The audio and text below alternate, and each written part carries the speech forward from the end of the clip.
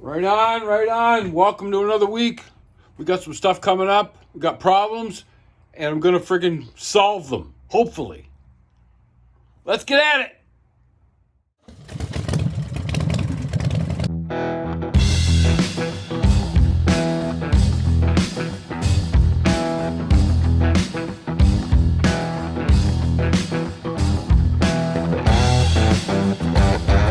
Hi, my name's Gus Cameron, and I'm the owner of This Old Chopper.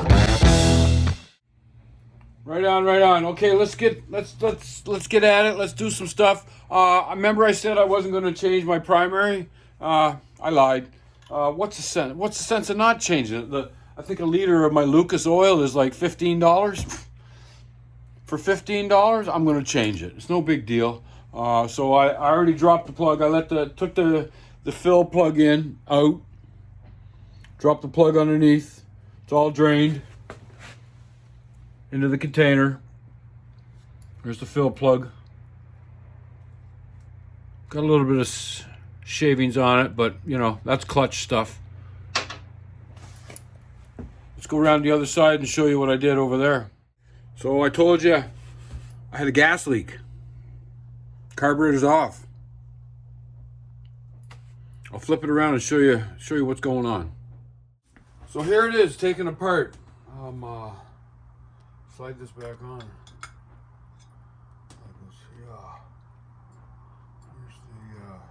it is. I'm going to show you what's going on.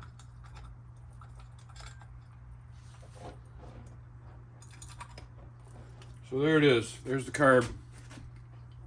Engine side, breather side. It seemed like it was leaking down around here somewhere. This is your diaphragm. So when you roll on the throttle, there's a plunger that pumps on a diaphragm right down here. Sends fuel into one of the circuits or whatever, gives you fuel.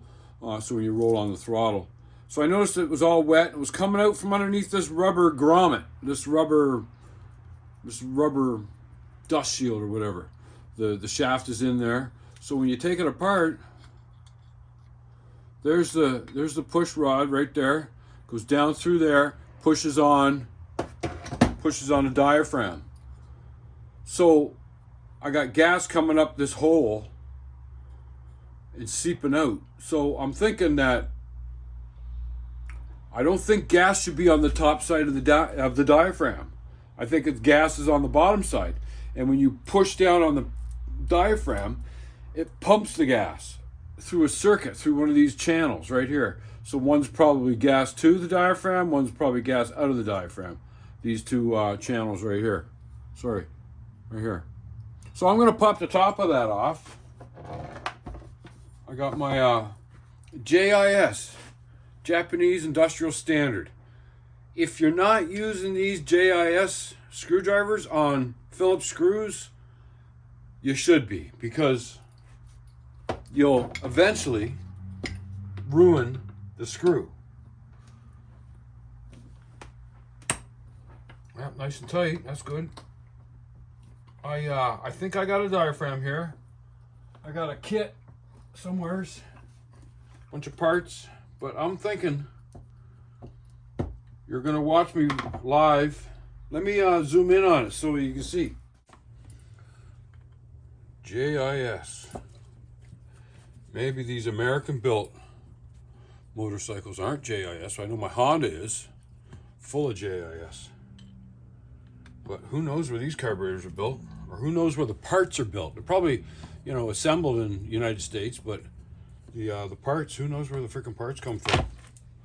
All right, so there. So there's a spring in there. Maintain the spring. And there's the diaphragm. And it's wet on the top. That's the bottom. It's wet on the top. So is gas supposed to be on the top of that? I'm looking for a hole. I don't know.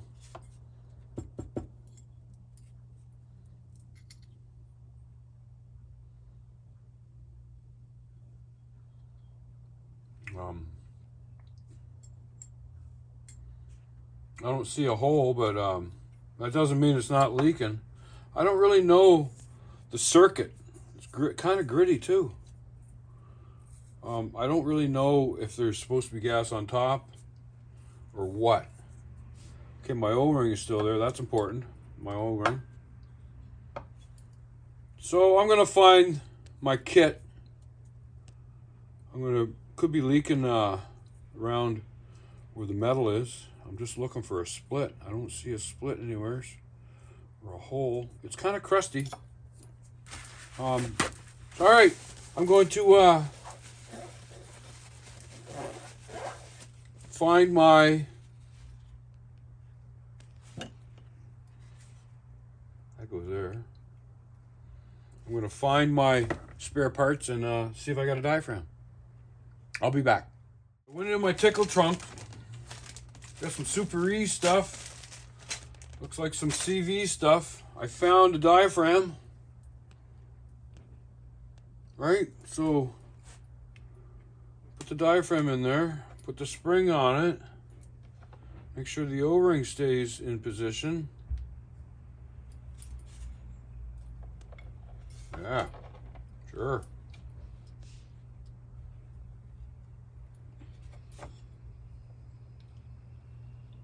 Okay. I think I did it. We're going to assume, you know what? I don't think I did do it because you see the gap? There's a gap right here.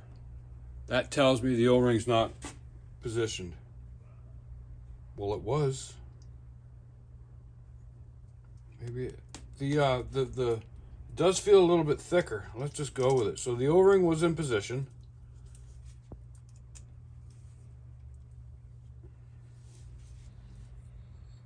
And we'll, well, what the hell? We'll just give it a try.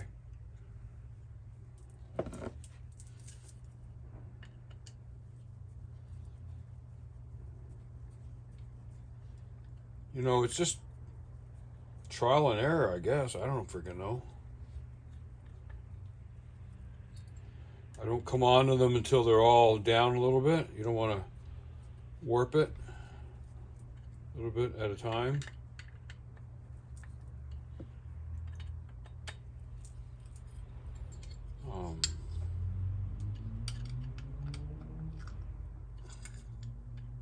You don't need to Hercules these.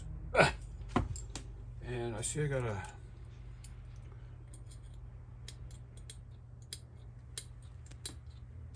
it's pumping. It's moving up and down. So there you go. So maybe I'll probably can't see me. Let me stop it right there. There it is. I got the new diaphragm. Let's get this on the right way.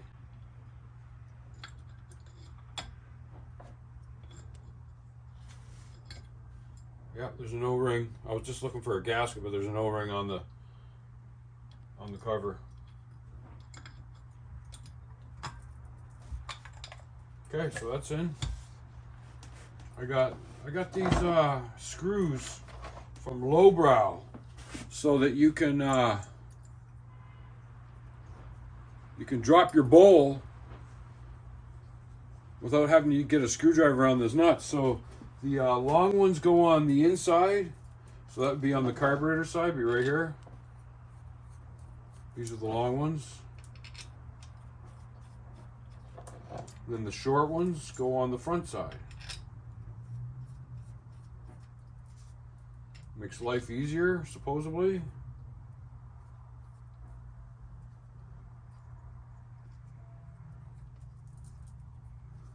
And I know you could probably use a wrench, but I got this adjustable wrench, and it seems to work okay. As long as you make it good and tight. There's that German guy again, good and tight. Yep. Don't want to break nothing. I never changed any of the settings. So there it is. Back together. This is my homemade choke enricher bracket that I made out of brass, and that slips that in there like that. So you got your enricher on the same side as the carburetor instead of feeding through to the other side. So that's good. So I guess I'll just have to throw it on the bike and see if it works. Cables are a bitch. The wire, the throttle cables, the return cable and the throttle cable, they're hard to hook up. But anyways, I'll show you what I did to make it a little easier. So here's the cable arrangement. So this bracket will come off the side of the carburetor, and that's my throttle adjust. That's my idle adjustant. I made an extended screw. Sean made that for me, S&S Customs, and I could just adjust the idle. I hear a bike. I wonder who that is. Anyways, so it makes it a lot easier trying to put the cables on right here.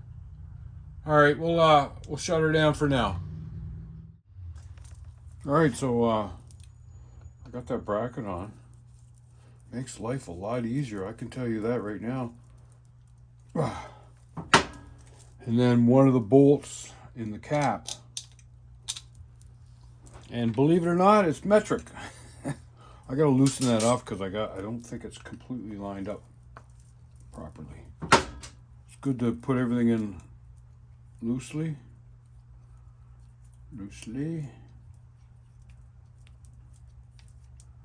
Sorry, my arm's in the way. This is what I'm doing.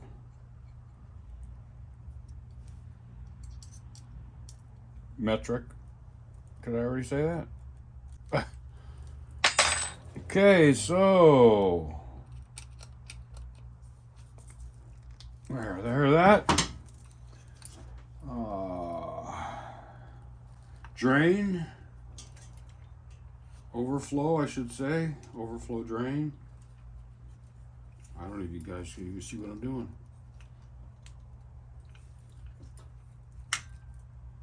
Okay, that's on. This is the gas line.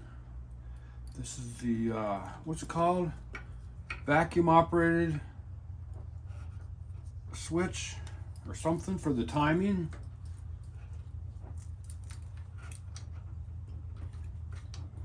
Yep, some people don't run them. I run it. Where does that go?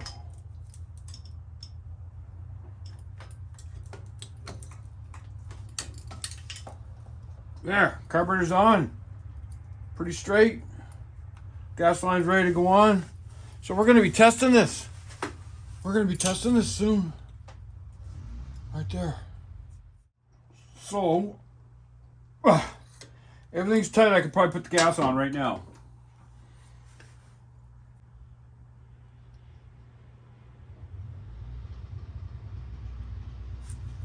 Nothing. So that diaphragm was bad. That diaphragm was bad.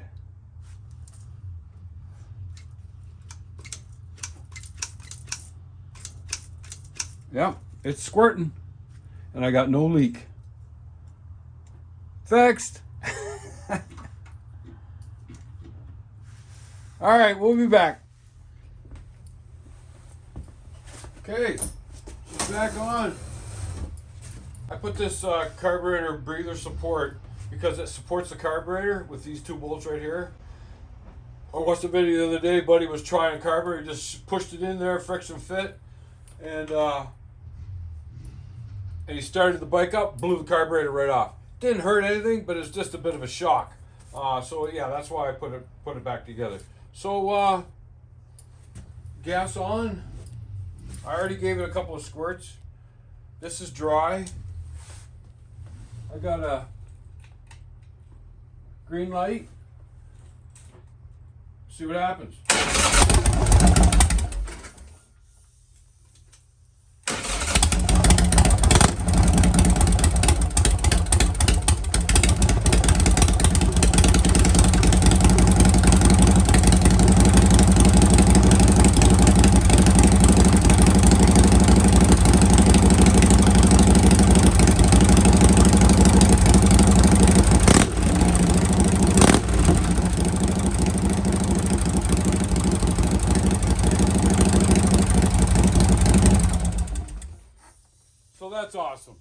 That's awesome. That's a fix. I noticed when I had it on the floor and even up here, when I was giving it gas, it was kind of like, it wasn't responding as soon as I rolled the throttle.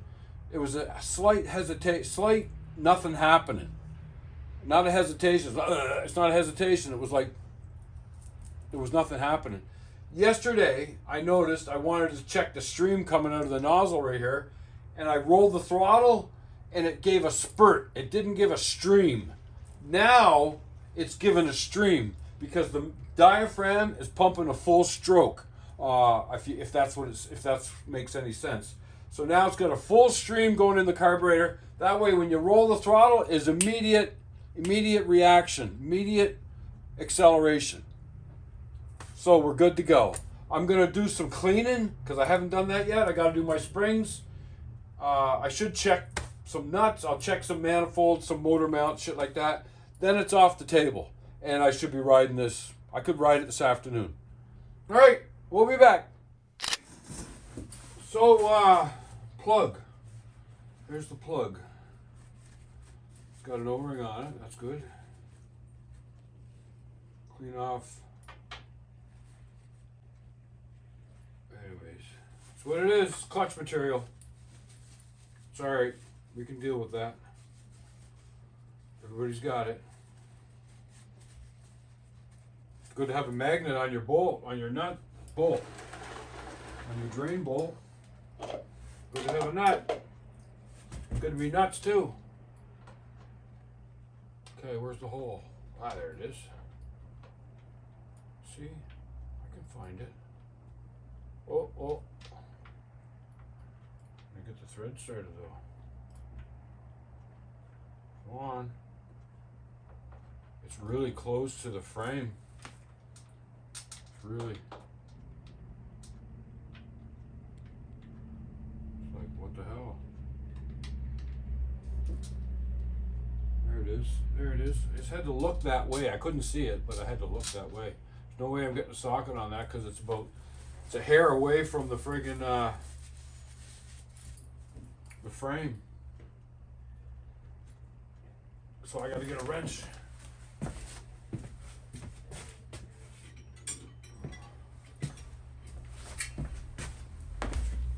I think that's why I was sitting on the low seat.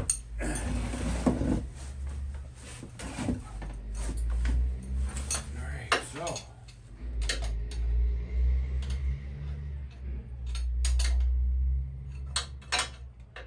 It's gonna be a long process. Yeah, because the drain plug is like a 1/16 an inch away from the frame, so can't put a socket on it. Can't put the box wrench on it. Box end. You got to use the. If you had vice grip fingers, it would work. I got a little bit of vice grip finger there. Ah, that hurts.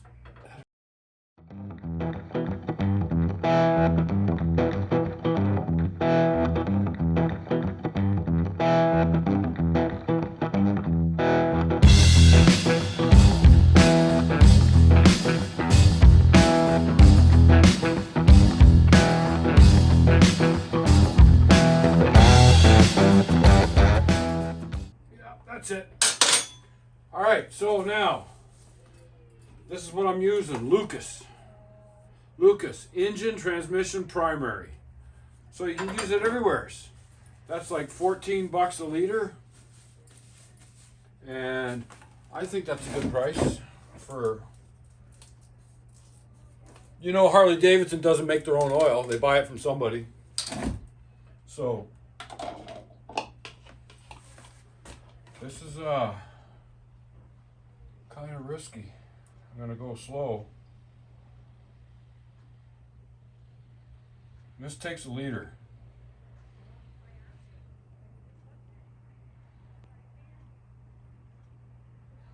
Am I making a mess yet? No. Good.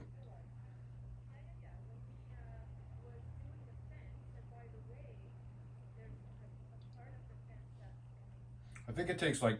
Well, this is 946 milliliters, so it's not even a liter. So this is the proper amount. 2050. Going in the primary. Some people are going to say, you know what? There's so much discussion about oil on these things. Tons. What's the best oil to use? That's a freaking loaded question. Don't ask it. All right, so that's that. I think my plug is over here. No, that's my. What the hell is that for? There's the plug right there. Yeah. Yeah, don't ask. What's your favorite oil? You'll get 150 freaking answers.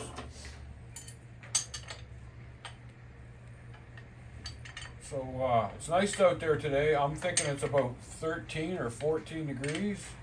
They said 10 degrees Celsius, but it's way more than that. Beautiful. I'm expecting Luke to roll up any minute. He likes to ride in the afternoon. All right, so here's how I do it. I put the paper towel behind the spring somehow, like that, and keep it from going everywhere. And I give it a shot.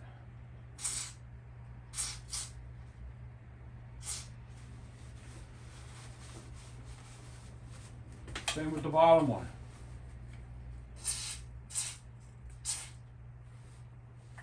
Let gravity do the work.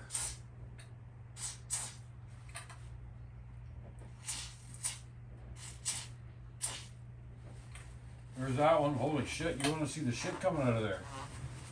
Wow, that's nice. That was well needed. Go do the other one. I get it if you tune out. It's kind of boring, I get it.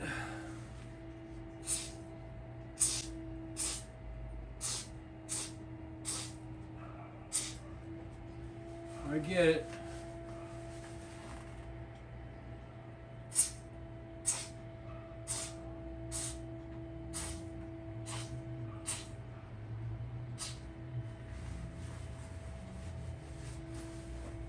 All right, so there you go. It's all greased up, oiled up, greased up, whatever you want to call it. So now I'm just going to do a little cleanup. I'm going to wipe it all down. It's just really dirty, just from sitting over the winter, right? Here I'm using an oily rag. Not a great idea. But anyways, I'm going to clean up my funnel, put it back where it goes. You don't need to watch me do that, I suppose. Get rid of my empty can. So there you go. We're going to clean it, then we're going to get it off the lift.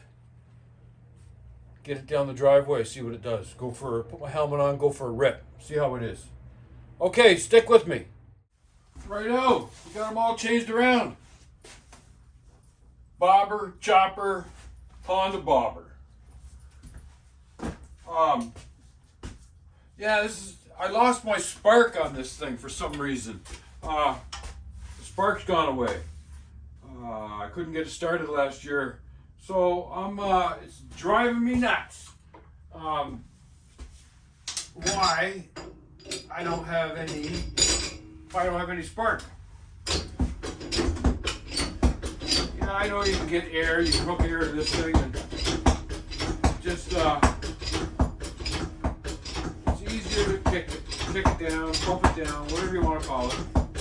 So I'm just getting it up to a height that's kind of comfortable. I should put the battery back on charge. It's a lithium battery, and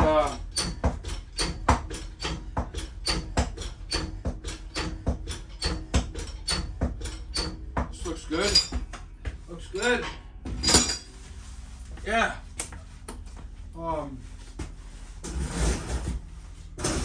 So I'm gonna take the tank off because I got some wires. I gotta check to see who's getting power, who's not getting power. It's an old Honda. I freaking drove it last year, man. I took it down the street. There's a whole bunch of videos on my channel that shows me working on this thing, we had to fix the timing. It was a little advanced or retarded or something. I don't know what it was, but there's my light. I got bent. So yeah. I want to do the wiring. I want to get the lights on it. If I sell it, and that's a big if, I'd like to have it wired so that the person getting it, can just turn the key and go. I think that's probably a good thing to do. I love these little pods. Some people say they don't work that good on Hondas. But I like them. I don't want a big air box because these come with big air boxes. Right here, it's all air. Anyways, I'm gonna put the battery on charge first off. Not that I need the battery right now, but I will eventually. The lithium, like I said, I gotta check to see why I got no spark. My buddy Bruce at Goldie's Garage recommended that I change the plugs. That's probably something that I'm gonna do. I got freaking $10 each plugs in there now. They're NGK high performance plugs. I don't know what they are, but I'm gonna pull them. And I got this. I don't know if you can see it. I got this spark checking thing. It checks for spark. If you got a spark, it'll light up in here. It checks for spark. So, like I said, I got no spark. All right, so I'm going to haul the tank off it, get the gas line off, haul the tank off, and put it to the side, and see what I got going on. I like this Honda. I like it. I like it a lot. I got a lot of work in that front end on that freaking front brake. My God, crazy amount of hours and money into that front wheel. 21-inch Suzuki, Yamaha, Honda. Crazy. All right, I'll be back. It's beautiful. It's beautiful. Look what's in the doorway. Shovel head. I'm going for a rip. I'm going to take that shovel head. This one here is a little bit mopey. She's not happy. I'm not taking her out. So I'm taking out the shovel head because I like the shovel head. And it sounds so different. Shovel heads, they sound so different. So little update. Let me flip it around and show you what I got going on with this thing. The old CB750 Honda. Actually, it's an 812. So let me flip it around. So there you go. My anti-gravity battery, which is freaking tiny. Look at the size of it. It's like 4.5 by 4.5 by 2. So yeah, it sat in the garage all winter, and there's a special charger you gotta have. You got a lithium battery charger, which I have, but I didn't charge it all. I didn't think it was good to leave it on charge all winter. I should have charged it monthly. It fits in here. It's a small little cavity. I put that thing in there for my wiring. Little fuse panel, works good. So this was 0 volts. And I charged it for 4 hours and it was up to 3 volts. And I came out the next morning and it was 13 volts. So I said, okay, cool. I tried to roll it over, wouldn't roll over the bike. It did like a revolution and a half. And I called my buddy Sean, messaged him and said, what's up with these lithium batteries? He said, yeah, they can show 13.5 volts and have no strength. And you got to keep them charged. If you let them go flat, then they're done. $273 for that battery. I said, nope. So I'm going to try to find a battery that fits in there. I don't care if it's lawn and garden. I don't really give a shit what it is. But the whole reason I wanted a battery was to find out why I got no spark. So this is what I rigged up. That's a stoker thing. So there you go. So we got the negative going to the negative, which I didn't have initially, and I blew a fuse. One of these fuses at 15, I blew it. So I changed the fuse and I hooked it up properly. And I'm not drinking today, but I should be. So it rolls over perfect. So now I'm gonna check for spark. I'm gonna check the wiring. I metered everything. Everything's got power. Top of the coil's got 12 volts or 13 volts, whatever's in the battery. And is there something that's not connected? Why don't I have spark? I'm gonna take this cover off. That's where the electronic ignition is, and I'm gonna see what's going on. Maybe there's a broken wire. Maybe it's just temporarily rigged up. You can see that there. That's just me last year temporarily doing it. So yeah, we're gonna find out why this has got no spark, and I'm telling you, I'm gonna get it fixed.